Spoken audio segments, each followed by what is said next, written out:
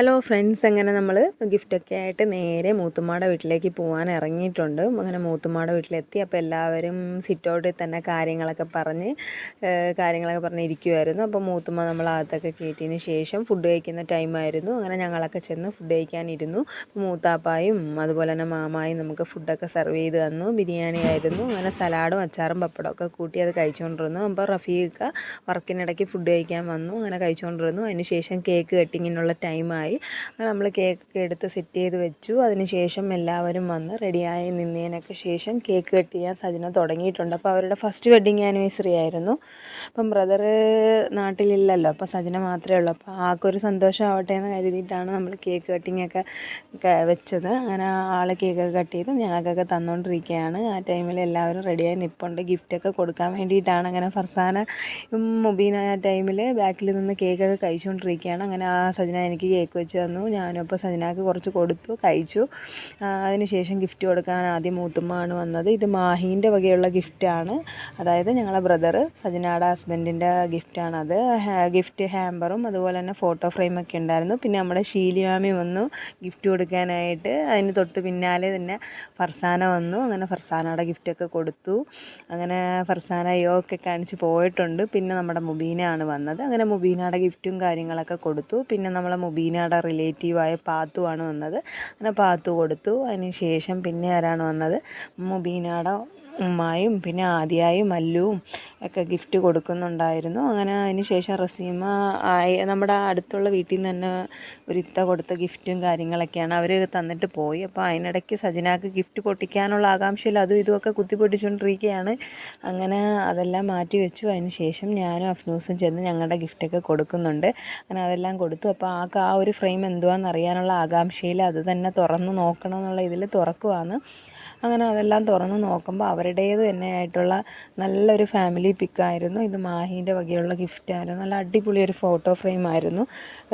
കുഞ്ഞായതിന് ശേഷം മാഹിയും കുഞ്ഞിനെ കണ്ടിട്ടില്ല. അപ്പം അവരുടെ എല്ലാവരെയും കൂടി ഒന്നിച്ചുള്ളൊരു ഫോട്ടോ ആണ് എഡിറ്റ് ചെയ്ത് വെച്ചിരിക്കുന്നത്. നല്ല അടിപൊളി ഫ്രെയിമായിരുന്നു. പിന്നെ അതിന് ശേഷം ഹാമ്പർ പൊട്ടിച്ചു. അതിൽ സജനാക്കുള്ള ഡ്രസ്സും പിന്നെ ചോക്ലേറ്റ്സും കാര്യങ്ങളൊക്കെ ഉണ്ടായിരുന്നു. അങ്ങനെ ഡ്രസ്സൊക്കെ വെച്ച് നോക്കി, ആൾക്ക് ഇഷ്ടമായിട്ടുണ്ട്. അതിനുശേഷം നമ്മൾ മുട്ടായി കുട്ടീസൊക്കെ പറക്കിയെടുക്കാൻ വേണ്ടിയിട്ട് ഇത് ഷർമിയുടെ വക ഒരു വാച്ച് ഗിഫ്റ്റായിട്ട് കൊടുത്തായിരുന്നു. നല്ല അടിപൊളി വാച്ചായിരുന്നു. പിന്നെ ഒരു ഫോട്ടോ ഫ്രെയിമും എല്ലാം നോക്കി സെറ്റ് ചെയ്ത് മാറ്റിയതിന് ശേഷം ഇത് സജനയുടെ ഉമ്മ കൊണ്ടുവന്ന കേക്കായിരുന്നു. അങ്ങനെ അപ്പോൾ അതും നമ്മൾ കട്ട് ചെയ്തു. അപ്പം അതെല്ലാവർക്കും പിന്നെയും കൊടുത്തിട്ടൊക്കെ ഇരിക്കുകയാണ് ഒരു സന്തോഷത്തിന് വേണ്ടിയിട്ട്. അങ്ങനെ ഞങ്ങളും ഒക്കെ സൈഡിലിരുന്നതൊക്കെ ഓരോ പീസ് കഴിച്ചു. അതിന് ശേഷം പിന്നെ പായസം ഉണ്ടായിരുന്നു. അങ്ങനെ അതൊക്കെ എല്ലാവർക്കും കൊടുത്തു. നമ്മളും ആ സൈഡിലിരുന്ന് ഓരോ ഗ്ലാസ്സൊക്കെ കുടിച്ചുകൊണ്ടിരിക്കുകയാണ്. പിന്നെ ബാക്കി വന്ന കേക്ക് അവിടെ ടേബിളിൽ ഇരുന്നപ്പോൾ ഞാനും ഫർസാനായും വിട്ടില്ല, അതിരുന്ന് കടിച്ചുകൊണ്ടിരിക്കുകയാണ്. നല്ല അടിപൊളി കേക്കൊക്കെ ആയിരുന്നു. അങ്ങനെ അതിന് ശേഷം നമുക്ക് ഗിഫ്റ്റ് കിട്ടിയ ഓരോന്നായിട്ട് ഇത് അപ്പുറത്തെ ബേബി ഇത്ത എന്ന് പറയുന്ന ഇത്ത കൊടുത്ത ഗിഫ്റ്റാണ്. ഒരു ചുരിദാർ സെറ്റായിരുന്നു. പിന്നെ ഇത് മുബീനയുടെ റിലേറ്റീവായ പാത്തു കൊടുത്തതാണ്. പിന്നെ നല്ല ഒരു പച്ച ലോങ് ടോപ്പും ബാക്കിയുള്ള സെറ്റായിരുന്നു.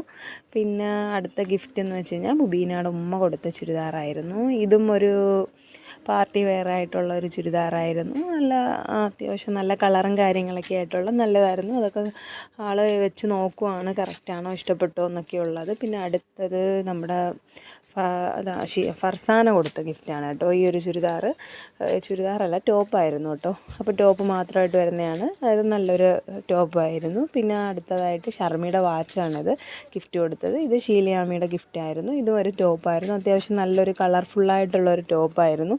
പിന്നെ നമ്മൾ കൊടുത്ത ഗിഫ്റ്റ് ഇങ്ങനെ പൊട്ടിച്ചുകൊണ്ടിരിക്കുകയാണ്. അതിനകത്ത് എന്തുവാന്നൊക്കെ ആൾ ചോദിക്കുവാണ്. അങ്ങനെ ആളത് പൊട്ടിച്ചുകൊണ്ടിരിക്കുകയാണ്.